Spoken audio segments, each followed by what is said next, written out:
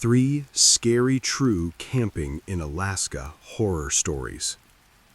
Hey everyone, tonight I've got 3 stories for you that all take place in one of the most remote and unforgiving places in North America, Alaska. These stories were sent in by viewers who experienced things while camping in the Alaskan wilderness that they still can't explain. The isolation, the endless forests, the wildlife. Alaska is beautiful, but it's also dangerous. And sometimes what you encounter out there isn't just dangerous, it's something else entirely. So, turn off the lights, get comfortable, and let's begin. Story 1. The Watcher in the Trees. This first story comes from a guy named Trevor who went on a solo camping trip in the Tongass National Forest back in the summer of 2019. Trevor had been planning this trip for months. He was an experienced outdoorsman, had camped in Alaska multiple times before, and he wasn't afraid of being alone in the wilderness. He packed his gear, grabbed his bear spray, and drove out to a trailhead about 40 miles from the nearest town. The plan was simple: hike 5 miles into the forest, set up camp near a lake, and spend 3 days fishing, reading, and just disconnecting from everything. The first day was perfect. The weather was clear, the trail was well marked, and by early afternoon, Trevor reached the lake. It was one of those places that looked like it came straight out of a postcard. Crystal clear water, surrounded by dense pine trees, mountains in the distance, complete silence except for the occasional bird call. He set up his tent on a flat area about 30 feet from the water's edge, gathered some firewood, and cooked himself dinner as the sun started to set. That first night, nothing happened. Trevor sat by the fire, looked at the stars, and felt that deep sense of peace you only get when you're truly away from civilization. He went to bed around 11, zipped up his tent, and fell asleep almost immediately. The second day started off just as good. Trevor spent the morning fishing, caught a couple of decent-sized trout, and explored the area around the lake. But as the afternoon went on, he started to get this feeling. You know that sensation when you're being watched? That prickling on the back of your neck? He kept turning around, scanning the tree line, but he never saw anything. He told himself it was just his imagination, maybe a bit of paranoia from being alone, but the feeling didn't go away. That evening, as Trevor was preparing dinner, he heard something, a sound that made him freeze. It was footsteps. Not the heavy, deliberate footsteps of a bear or moose. These were different. They were light, almost careful, crunching through the underbrush somewhere in the woods behind his camp. Trevor grabbed his flashlight and shined it toward the tree line. Nothing. The footsteps stopped immediately when he turned on the light. He stood there for a full minute, not moving, barely breathing, just listening. Silence. Complete silence. No birds, no wind, nothing. Just that heavy, oppressive quiet that feels wrong somehow. Trevor convinced himself it was probably just a deer or maybe a fox. He went back to cooking, but he kept his bear spray within arm's reach. As darkness fell, Trevor built up the fire bigger than usual. He wanted the light, needed it. He sat there, occasionally glancing into the darkness beyond the firelight, and that's when he saw them. Eyes. 2 reflective eyes, about 5.5 feet off the ground, just at the edge of where the firelight reached. They were watching him. Trevor's heart started pounding. He slowly reached for his flashlight and pointed it at the eyes. The moment the beam hit them, they disappeared. Not like an animal turning and running. They just weren't there anymore. No sound of movement, no rustling, nothing. Trevor sat there, flashlight in one hand, bear spray in the other, scanning the tree line. He didn't see the eyes again that night, but the feeling of being watched never went away. He barely slept. Every sound made him tense up. The wind through the trees sounded like whispers. Branches cracking sounded like footsteps. At one point, around 2 in the morning, he heard something circling his tent. Slow, deliberate steps moving around the perimeter. Trevor lay there, frozen, listening to whatever it was walk around his tent 3 full times before the sound finally faded into the distance. When morning came, Trevor was exhausted but relieved. He decided right then that he was packing up and leaving. This trip was over. As he started taking down his tent, he noticed something that made his blood run cold. Footprints. Fresh footprints in the soft dirt around his campsite. But these weren't animal prints. They were human. Bare human feet, and they circled his tent exactly the way he'd heard the night before.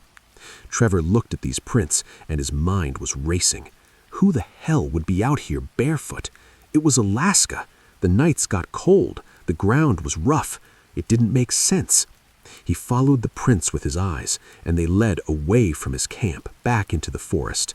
But here's the thing that really got to him. The prints didn't come from anywhere. There was no trail to his camp. The prints just started at the edge of his campsite, circled his tent, and then led away. Like whatever made them had just appeared there. Trevor didn't pack up carefully. He threw everything in his backpack, grabbed his gear, and started hiking back toward the trailhead as fast as he could. He kept looking over his shoulder, kept feeling like something was following him, staying just out of sight in the trees. The 5-mile hike that took him 5 hours to do leisurely on the way in, he did in under 3 hours on the way out. As he reached his car and threw his gear in the trunk, Trevor looked back one last time toward the trail. Standing at the edge of the tree line, maybe 50 yards away, was a figure. Tall, thin, pale. Too far away to make out details, but close enough that Trevor could see it was human-shaped, and it was just standing there, watching him. Trevor got in his car and drove. He didn't look back again. To this day, he has no idea what he encountered out there. He's talked to park rangers, other campers, even looked up missing persons reports from that area. Nothing. No one else has reported seeing anything like what he described. But Trevor won't go back. He still camps, but never alone, and never in that part of Alaska. He sent me photos of those footprints. I've seen them. They're real, and they don't look like any human prints I've ever seen. The toes are too long, spread too wide. Whatever walked around his tent that night, I don't think it was human. Story 2. The Thing That Mimicked. This next story is from a woman named Dakota. She and her boyfriend, Emmett, went camping in Denali National Park in late August of 2020. They were both in their mid-20s, had been dating for a few years, and loved outdoor adventures together. They got a backcountry permit and hiked about 8 miles into the park to a designated camping area. It was just the two of them, their tent, and miles of wilderness in every direction. The weather was perfect, the hiking was challenging but manageable, and by the time they set up camp, both of them were in great spirits. The first night was normal. They made dinner, talked about their plans for the next day, and went to sleep early because they were exhausted from the hike. Dakota woke up once during the night to use the bathroom, unzipped the tent, and stepped out into the darkness. She did her business a little ways from the tent, and as she was walking back, she heard Emmett's voice call out from inside the tent. "Dakota, you coming back to bed?" "Yeah, just a second," she replied, zipping up the tent and crawling back into her sleeping bag. Emmett was lying there, facing away from her, already half asleep again. She snuggled up next to him and fell back asleep. The next morning, as they were making breakfast, Dakota mentioned hearing him call out to her during the night. Emmett looked at her with a confused expression. "I didn't call out to you. I was asleep the whole night." "Dakota, yeah, you did. You asked if I was coming back to bed." "Dakota, I'm telling you, I didn't wake up at all. I slept straight through." She could see he was serious. The confusion on his face was genuine. A weird feeling started to creep into her stomach, but she pushed it away. Maybe he just didn't remember. People talk in their sleep all the time, right? She dropped it, and they went on with their day. They spent the day hiking to a nearby ridge, saw some caribou in the distance, took a bunch of photos. It was exactly the kind of day they'd been hoping for. As evening approached, they headed back to camp, made dinner, and settled in for the night. Around midnight, Dakota woke up to the sound of rustling outside the tent. She lay there, listening. It sounded like something moving around their campsite, maybe an animal checking out their food. They'd properly stored everything in bear-proof containers, so she wasn't too worried. But then she heard Emmett's voice. It was coming from outside the tent. "Dakota, can you come out here? I need help with something." She sat up, confused. Emmett was right next to her, asleep in his sleeping bag. She could hear him breathing steadily, but his voice was clearly coming from outside. "Dakota, come outside. I need you." Her heart started racing. She reached over and shook Emmett awake. His eyes opened, groggy and confused. "What's wrong?" he whispered. "Someone's outside. They're using your voice." Emmett's expression changed immediately. He went from confused to alert in a second. They both sat there, completely still, listening. "Dakota, why won't you come out? It's me. Come outside." The voice was exactly like Emmett's, same tone, same inflection. If Dakota hadn't been looking right at him, she would have sworn it was him talking. Emmett's face went pale. He grabbed their flashlight and slowly unzipped the tent just a crack, shining the light outside. Nothing. The campsite was empty. But the voice came again, this time from a different direction, further away, near the tree line. "Dakota, I'm scared. Please come find me."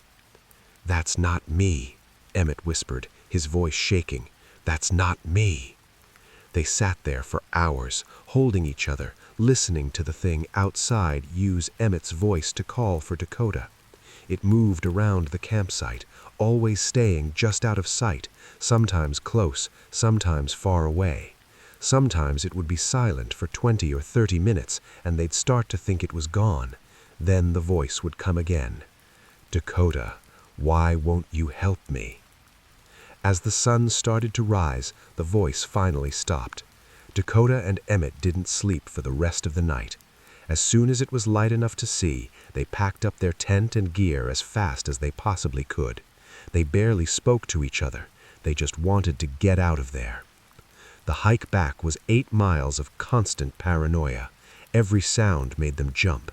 Dakota kept hearing Emmett's voice in her head, that pleading tone asking her to come outside. The thing is, whatever it was out there, it knew something personal. It knew Emmett's voice perfectly. It knew Dakota's name. It knew how to manipulate her. When they finally reached the trailhead and got back to their car, Dakota broke down crying. The fear, the exhaustion, the sheer wrongness of what they'd experienced, it all hit her at once. Emmett held her, and she could feel him shaking too. They reported what happened to park rangers, trying to explain it as best they could. The ranger they talked to listened patiently, nodded, and then said something that made them both go cold. "You're not the first people to report something like that. We've had a few incidents over the years, voices that sound like other people in the camping party. We don't have an explanation for it. Some people think it's psychosis from isolation, others think it's some kind of acoustic phenomenon. But between you and me, I think there's something out there that knows how to mimic." Dakota and Emmett left Alaska the next day. They broke up 6 months later. Dakota told me that every time she heard Emmett's voice after that night, it reminded her of what happened. She couldn't separate the real Emmett from the thing that had used his voice. It broke something between them. She still doesn't know what called to her that night. She's researched everything from wendigos to skinwalkers, from mountain mimics to unknown predators. Nothing fits exactly. But she knows one thing for certain. If she ever hears someone calling her name in the wilderness, and that person should be right next to her, she's not going outside. Ever. Story 3. The Abandoned Research Station. This last story comes from a guy named Joel. He and 3 of his friends went camping in a remote part of the Alaska Range in the fall of 2018. The 4 of them were all college students at the time, outdoorsy types who loved pushing themselves on challenging trips. The plan was to hike to an area where there used to be an old geological research station from the 1970s. The station had been abandoned for decades, and Joel had read about it on some obscure hiking forums. People said it was a cool historical site, totally safe, just empty buildings slowly being reclaimed by nature. Joel, his friends Brianna, Terrence, and Heather thought it would be awesome to camp near it and explore the buildings. They parked at the end of a dirt road and hiked for about 6 hours, following GPS coordinates and an old, barely visible trail. As the sun was starting to set, they found it. The research station. 3 small buildings arranged in a U-shape around a central courtyard area. The buildings were made of wood and metal, weathered and worn by decades of harsh Alaskan weather. Windows were broken, doors hung off hinges. It looked exactly like an abandoned research station should look. They set up their tents in the courtyard, figuring the buildings would provide some wind protection. As they were setting up, Joel noticed something off. The buildings weren't as empty as they should have been. Through the broken windows, he could see that some of the rooms still had furniture, papers scattered on desks, even some equipment. It looked less like a place that had been abandoned 40 years ago and more like a place where people had just left suddenly. "That's weird, right?" Joel said to Terrence. "If this place was properly shut down, wouldn't they have taken all their stuff?" Terrence shrugged. "Maybe it was too expensive to haul it all out. We're pretty far from civilization." They finished setting up camp, made dinner, and as darkness fell, they decided to explore the buildings with their flashlights. The main building had a common area, a kitchen, and several small offices. Papers were strewn everywhere, yellowed with age. Joel picked up one of them. It was a research log, dated September 1978. The handwriting was shaky, hard to read, but he could make out phrases like unusual seismic readings and not matching any known patterns and recommend immediate evacuation. "Guys, check this out," Joel called to the others. They gathered around as he read from the log. The entries became more frantic as they went on. October 1978. Hearing things at night. November 1978. Can't locate the source. And then the last entry, dated December 3rd, 1978. We shouldn't have stayed this long. It knows we're here. The 4 of them looked at each other. Brianna laughed nervously. "Okay, that's creepy as hell. But it's probably just someone messing around, right? Like someone came here years after it was abandoned and wrote fake scary entries." "Yeah, probably," Joel agreed, but he pocketed the log anyway. They explored the rest of the building, finding more scattered papers, old equipment, sleeping bags still laid out in one of the rooms. The place had an overwhelming sense of wrongness to it, like the people who worked here left in a hurry and never came back. They went back to their tents around 10 p.m. The plan was to get some sleep and explore the other 2 buildings in the morning, but none of them could really sleep. The wind had picked up, and it was making the old buildings creak and groan. Metal banging against metal, doors swinging, windows rattling.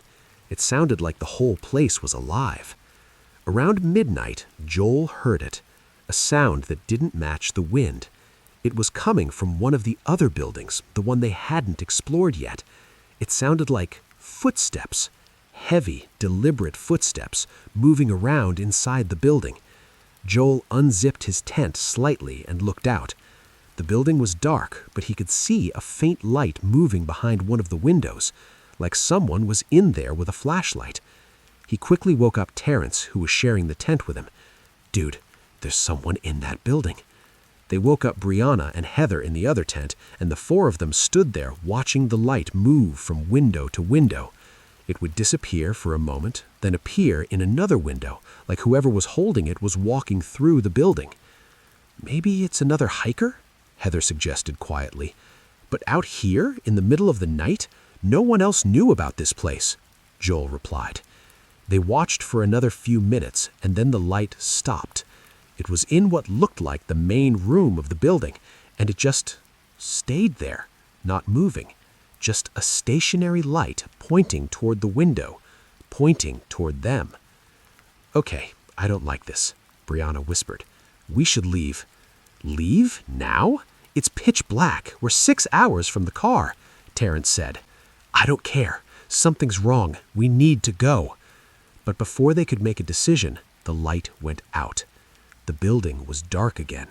They stood there in silence, waiting, watching. Nothing happened. No more lights, no more sounds except the wind and the creaking buildings. Let's just stay in our tents, keep watching shifts, Joel suggested. If anything else happens, we leave immediately. They agreed, though none of them felt good about it. Joel and Terrence took the first watch, sitting outside their tents, flashlights in hand, watching the buildings. 2 hours passed. Nothing. They woke up Brianna and Heather for the second shift and tried to get some sleep. Joel was jolted awake by Heather screaming. He burst out of his tent to find both women standing there, flashlights pointed at the building where they'd seen the light. The door was wide open. It had been closed before. They were sure of it. It just slowly swung open on its own, Heather said, her voice shaking. The four of them stood there, staring at the dark doorway. And then they heard it. Footsteps coming from inside the building, getting closer to the door. Slow, heavy footsteps, like someone was walking toward them. Run, Joel said. Run now. They didn't pack up their tents. They didn't grab their gear. They just ran. They grabbed their backpacks with their essentials and ran into the darkness, using their flashlights to navigate back the way they'd come. 6 hours of hiking in the daylight became 8 hours of terrified stumbling in the dark. They didn't stop, didn't look back. Every sound behind them made them move faster. When they finally reached their car as the sun was coming up, they were exhausted, scratched up from running through brush in the dark, and traumatized. They got in the car and drove straight back to town. Joel still has that research log he took from the station. He's read it hundreds of times, trying to understand what happened there in 1978 and what they encountered in 2018. The last entry keeps echoing in his mind. It knows we're here. He's done research, tried to find out what happened to the researchers who were stationed there. There's almost no information available. The station was operated by a university that closed its geology department in the early 1980s. Records from that time are incomplete or missing. No one seems to know exactly when the station was abandoned or why. But Joel did find one thing, a newspaper article from January 1979. Just a small piece buried in the back of an Alaskan newspaper. The headline read, "4 researchers missing after failed evacuation from remote station." The article said that a geological research team had called for an emergency evacuation in early December 1978, but when the rescue team arrived in January, the station was empty. No signs of struggle, no bodies, no clues about where the researchers had gone. They were never found. Joel thinks about those researchers sometimes. He wonders if they heard footsteps too, if they saw lights in the dark, if they felt like something was watching them, studying them, waiting. And he wonders if whatever was there in 1978 is still there now. He hasn't been back. None of them have. They don't talk about it much anymore, but when they do, they all agree on one thing. There are some places in Alaska that should stay abandoned, some places where people aren't meant to go. And that research station is one of them. So, there you have it. 3 camping stories from Alaska that'll make you think twice before heading into the wilderness alone. Trevor and his mysterious watcher, Dakota and the thing that mimicked Emmett's voice, and Joel and his friends at the abandoned research station. Alaska is beautiful, vast, and filled with wonders, but it's also isolated, unforgiving, and full of things we don't understand.